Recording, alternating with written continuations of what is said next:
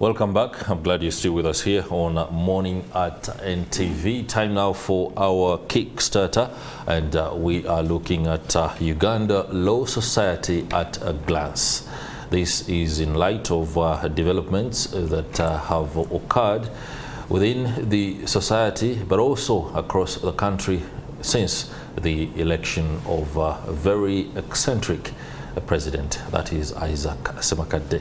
I'm joined on the show this morning by Counsel Jude Yamukama, your counsel to Uganda Law Society. Many thanks for joining us. Thank you. We're also joined by an advocate of the High Court, Counsel Tony Katunji. Many thanks for making it. Thank you. Great. Let me begin by engaging counsel to Uganda Law Society, and these are very pertinent matters in light of developments surrounding the whereabouts of the president, Isaac Ssemakadde. That's a general question I should pose to you. Where is he? The president is safe where he is. Obviously, he's not in Uganda, as is well known, and he's in some sort of exile,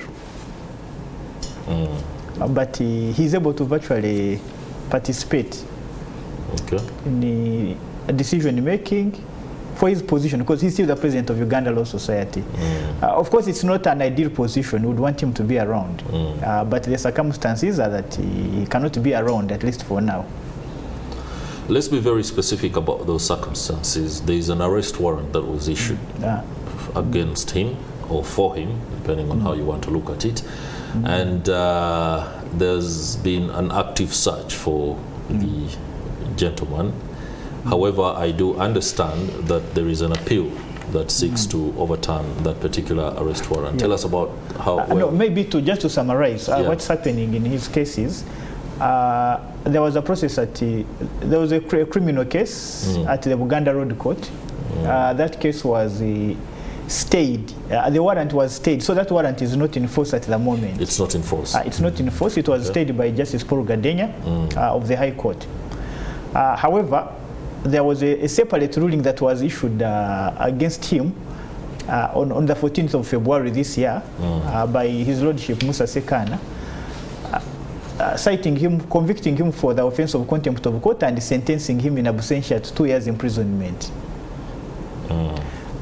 That particular decision is subject to an ongoing appeal and an application for stay. Unfortunately, his application for stay of that judgment has not been heard because there was no judge in the civil division of the High Court. Ideally, the first person to hear that application would have been His Lordship Justice Musa Sekana. He couldn't hear it because a few days after that ruling here, he was elevated to the Court of Appeal. So he's now a judge of the Court of Appeal.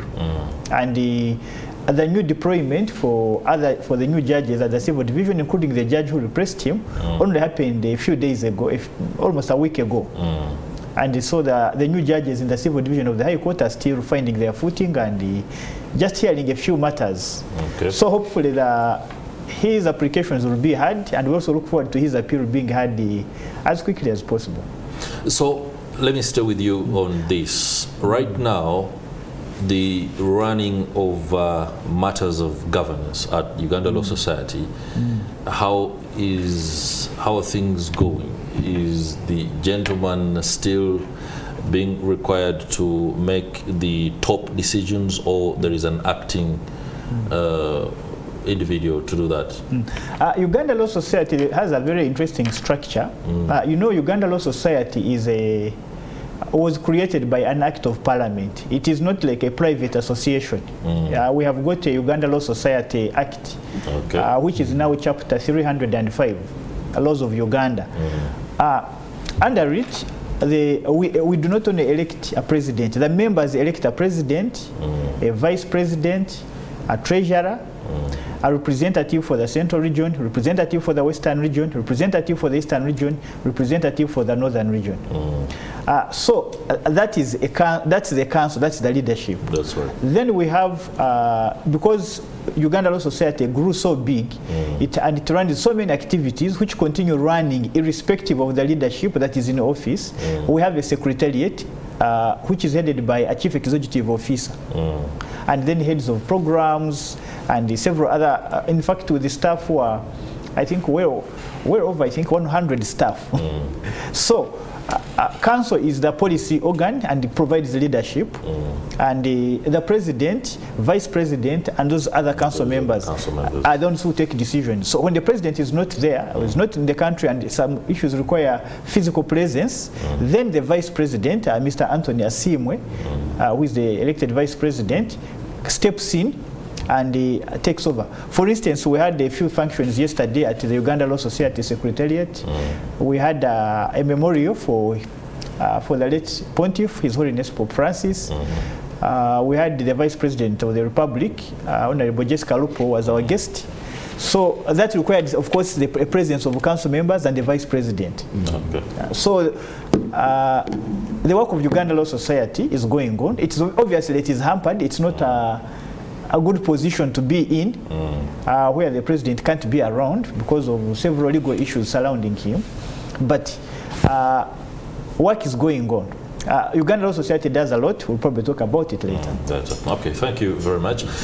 Council Katunji, yes, please. As an advocate of the High Court and a member of the Uganda Law Society, there must be pain points that should be addressed right about now in light of the unfortunate absence of the president and the circumstances that condition his absence. It's an introspection into the society, its workings, but also should offer a new way of thinking going forward, how to avoid such scenarios in order to maintain the sanctity, so to speak, of the society and the profession. Certainly our President, Council Isaac Ssemakadde, was elected amidst much expectation, you know. He ran a campaign that was based on changing the way things have been operating. That's right. Yes, because he wanted to upset the apple cart in a good way, to bring a barrage of good fruits to the society and to the public. That's right. Yeah, because I thank my colleague Councillor Jude for elaborating on the judicial processes that have been going on. But if we look at the Law Society, it has a central role in promoting the profession and assisting the public on matters touching law, as well as the government and the courts. That's right. So it plays, the Law Society has a central role in the public affairs and the legal affairs of the country. So he ran a campaign that promised a lot of change. Maybe not a lot of change, but it promised to tackle many of those aspects, you know. Fortunately or unfortunately, the style of our president attracted a lot of attention, you know. His colorful speech, his abrasive style, you know, it attracted a lot of attention, and for good reason. The public is now much aware of the Law Society and the role it has to play. However, his style probably created problems and rubbed some people the wrong way. And probably that is why we're seeing some backlash from maybe certain people who are in certain positions, you know. So, by and large, he promised to take some action, and he has actually taken some action, but maybe his style rubbed people the wrong way, and that is why we'll come to this. Nevertheless, we give credit to him because he has been able to inspire some new confidence, some new awareness, some changes, you know. For instance, when he recalled and elected representatives of the Law Society, you know, when he also made that bold decision to expel the Attorney General and the Solicitor General from the Council of the Law Society, it was a bit controversial, but he was able to explain it, and he gained the acceptance of the larger number of the Law Society. The members. Yes, yes, and also the public. So it has been a mixed bag of fortunes, but we pray that the circumstances that have led to his... Would I be off the mark if I said that Council Isaac Ssemakadde, in as much as he's eccentric in his style, fell victim to a system that is heavily anchored on deep-seated egos? He upset men who are not used to being upset. Absolutely, absolutely. Because you see, Councillor Isaac, he wanted to tell truth to power, you know, and his style and character of speech and campaign and presentation. The other ones were accustomed to. They were not accustomed to it. They were not prepared for it. They didn't see it coming. But he had gained momentum. Councillor Isaac had gained momentum in the Law Society. You know, those who had their ear on the ground, they saw it coming. They saw it coming because, truth be told, the larger number of the practitioners, of the members of the Law Society, they have their own challenges, they have their own grievances, you know. I mean, we're always in courts, we get frustrated, you know, the cases take long to be heard. Well, once it's done, it takes you a couple of years or maybe 3-4 years to get judgment. Yeah, so there's been frustration. And Councillor Isaac was boldly speaking to that in a way that perhaps, you know, rubbed certain people the wrong way. Maybe he touched on their egos. Maybe he said a little too much. Yeah, truth be told, maybe he said a little too much. You know, but that is not to say that he has not made positive contribution thus far. Okay. Yes. Let me return to Councillor Jude Yamukama, and I want to gain your perspective on two dimensions. One as counsel to the Law Society, but also as a member of the Law Society itself. When all this is happening, you would want to, at one point in time, speak to what ought to be the way of doing things, especially if you are dealing with other stakeholders in the realization of goals and objectives as a society or association, so to speak. Isn't there a moment that the society honchos got down to a point where you discussed, for example, how, or advised, let me be very specific, the president on how to go forward? Because many times when you realize that what you're pushing in a wrong way maybe, or you're too abrasive and aggressive, then there is need to hold back a little bit and maybe you can engage at a later date. Did you engage at that point, or the president was seen as using a tactic or a tool that had been much lacking within the system? And I think it's a difficult situation that Uganda Law Society, that at least the membership is faced with. We have tried in the past. We have had all those sorts of, we have had the leaderships that led us to believe that, you know, we have to be as careful and polite when we are engaging with the judiciary, when we are engaging with the other justice, law and order sector institutions, that, you know, we have to be careful, we have to be very polite. That's when we shall be able to influence them. I remember it reached a point when some of us who are avid rule of law supporters we are pleading with our former president to issue a statement about certain simple issues. Including what's going on in the country. Yes, and the president would decline and say, no. You see, if I issue this statement, I might upset the Attorney General, I might upset the judiciary. It reached that point that I remember at some point, personally, I was a signatory to a number of statements which some of us lawyers started issuing by ourselves because we felt there was nothing going on properly. I remember, for example, the time of those peaceful protests by the Gen Zs last year. We felt there was need to guide the public that, you know, there is actually, our constitution protects the right to protest peacefully and unarmed. But our president then was very hesitant to issue a statement about something as simple as that, on the ground that he was worried to be perceived as maybe an opposition player. And so, most of us members felt that we needed to try something different. And that partly explains why when President Isaac Ssemakadde was on the ballot with his abrasive style and all, that is right. The turn-up we had for that election and for that annual general meeting last year had never been seen in the history of Uganda Law Society. Why? Because people felt, no, we've tried everything. Maybe let's try something different and see. A different style.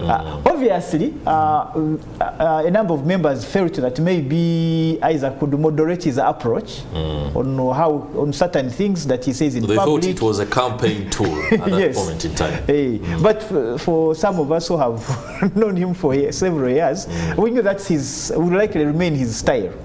That it has gotten him in quite a bit of legal troubles. I think again, some of us foresaw that this kind of thing would happen. Yes, and that is why maybe we have to also think hard about our system, and you know, we have this whole notion of freedom of expression. If you recall, we have our Supreme Court on various occasions has pronounced itself.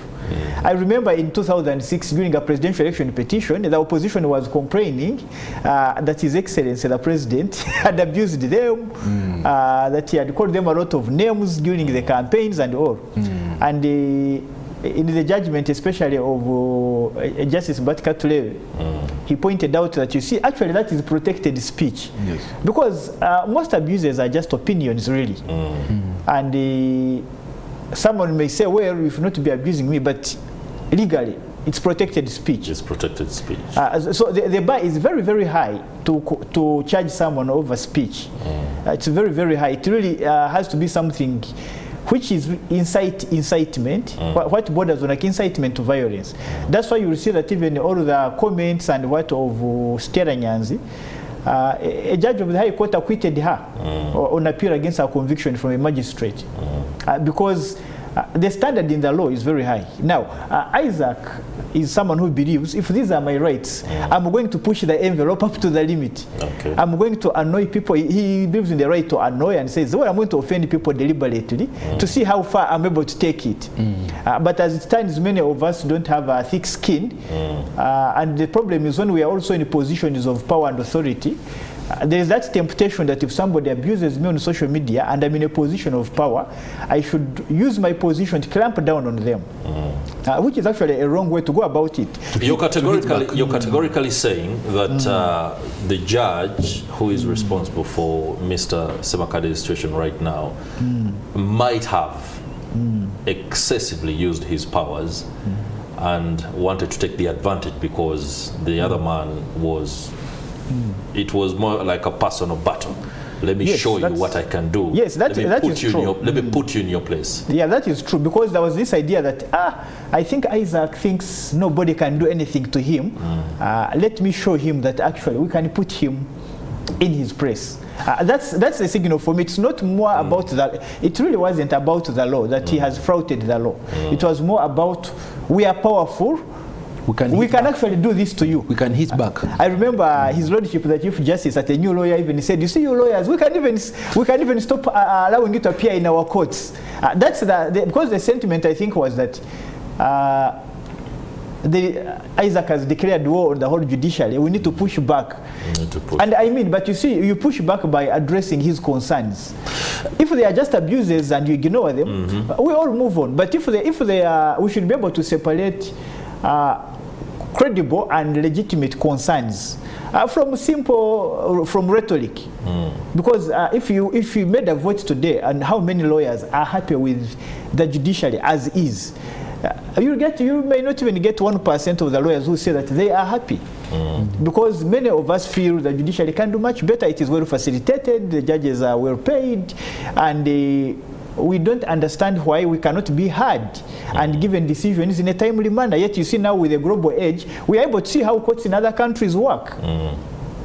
Okay, your submission there raises quite very many questions, and I'll attempt that we discuss them as we go along. But let me return to Counsel Katunji. There has been efforts between the bench and the bar to harmonize the working relationship, and if I may recall, the very last one should have come around last year. That was at the Sheraton Hotel. There was this landmark meeting where you interfaced. When it comes to either recommendations that were reached at that point in time on how to work or relate with each other, the bar and the bench, was that scattered by the campaign? Did the judiciary, for example, demonstrate the ability, or did they understand what you had as grievances and promised maybe to either get in line, work on them?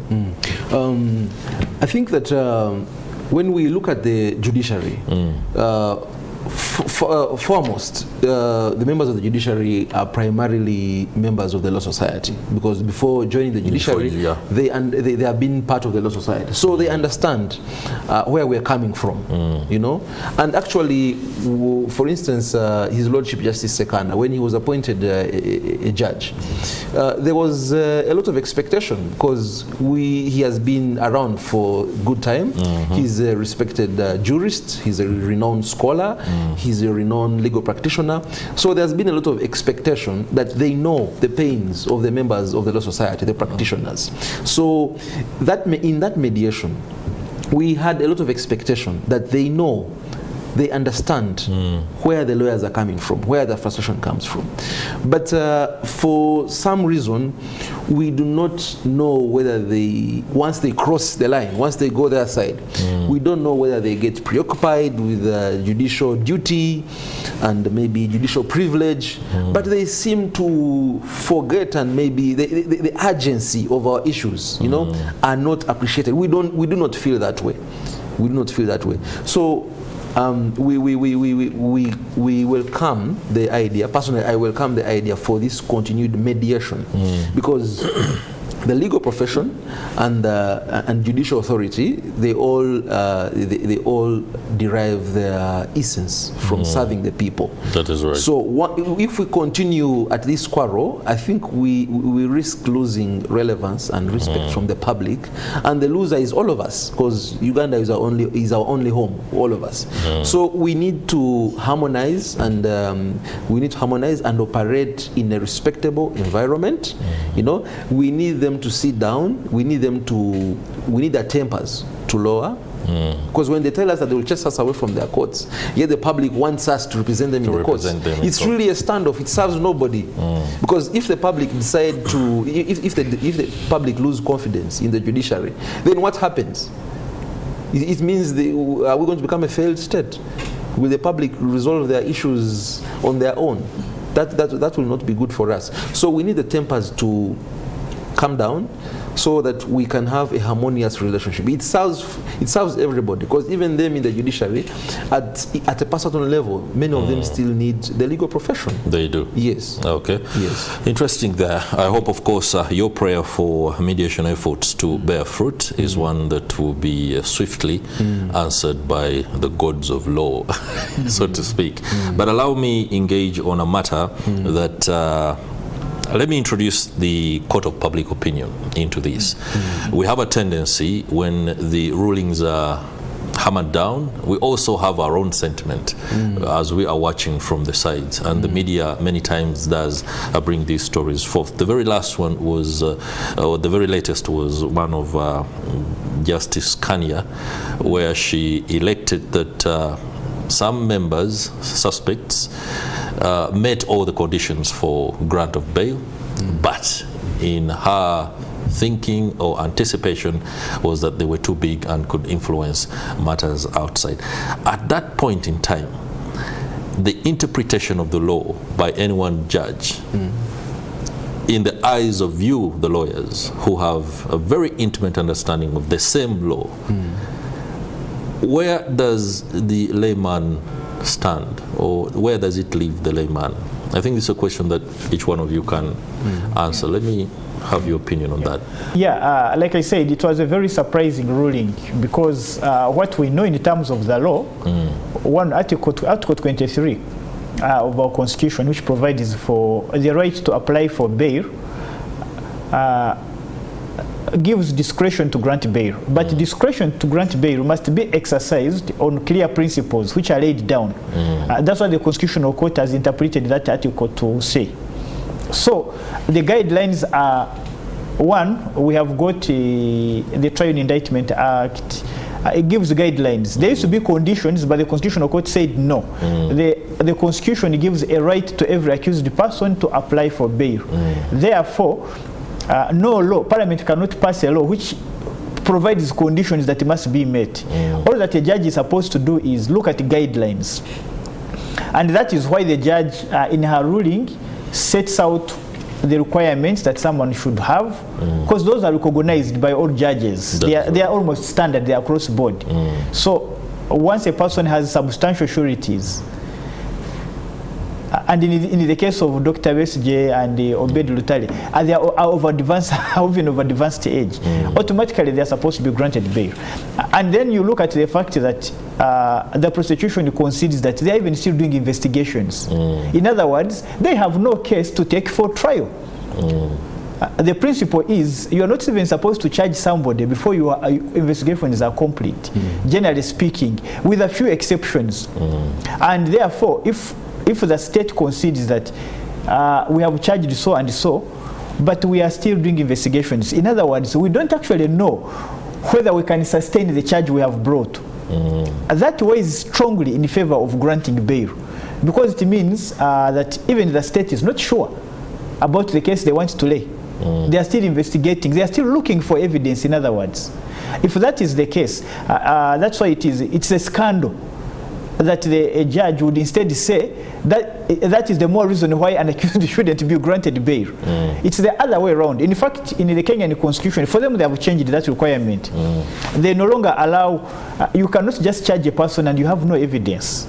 The state is simply given a timeline, maybe 10 days, to keep reporting to court. You detain a person and then you keep reporting to court on a weekly or bi-weekly basis to justify why this detention should be going on.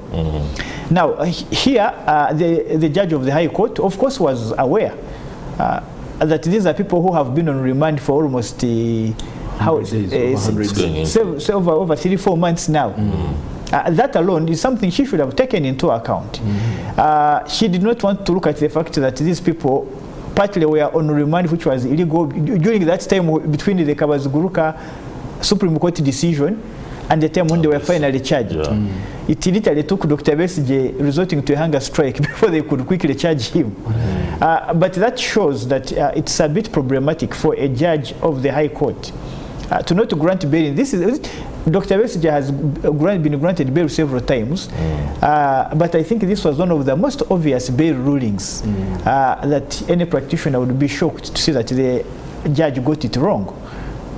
At what point, Counsel Katunji, yes, please, does the political considerations or inclinations allow a judge or a presiding officer on any matter to rule outside of the set principles of the law? Of course, for the judges, there's always been the concept of the political question doctrine, what we call the PQD. There is nothing like an established line as to when a judge should consider extraneous factors in making a legal decision.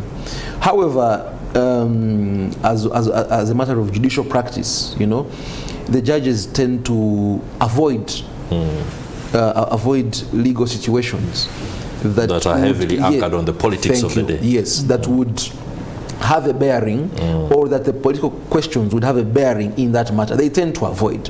So in my opinion, it would appear that in this case, the learned Justice Kania wasn't afraid to go for it. Yeah, she felt that she needed to avoid that area because of the politics of the case, which is not right, which is not okay, because we have a whole set of precedents, about the conditions for granting bail. And in her ruling, she actually confirmed that they met all the requirements, but then she fell short of granting it. Why? I think the reason is simple: the political question doctrine. Interesting there. Gentlemen, we're going to have to end this conversation. I'm glad that you have offered us very critical insight into some of the goings on at the Uganda Law Society, but also your workings with the judiciary. We sincerely hope that mediation efforts that are underway will bear fruit, and we shall have a harmonious interaction, especially to ensure that the dispensation of justice is achieved on fair grounds for the Ugandan Let me now go to my colleague Stephen Mbide, who is standing by. He's in Tinda, and let's get to know what's happening.